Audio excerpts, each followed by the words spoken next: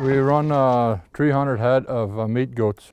Before we had the HayBoss feeders, we were feeding them just with the ordinary cattle feeders, and a bale on 30 animals would only last 3 to 4 days. With the HayBoss feeder, it took us up all the way up to 2 weeks.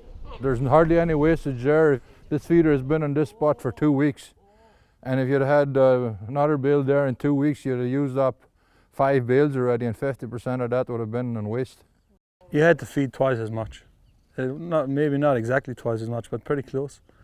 Now they got to work for it, and they're not as picky, because if they had a lot of feed, they would just pick out the best stuff and walk on the rest. Now they have to work for it, so they eat maybe 80–90% of it. And it's way easier to work with this one because the bale lasts longer, and if you just go and put the bale in and it's like for a week, there's really no work for feeding. Because the bale is in a net, it can't fall out onto the animals. If you just put a bale there, the ball by itself, the goats just eat on the bottom and then it falls over.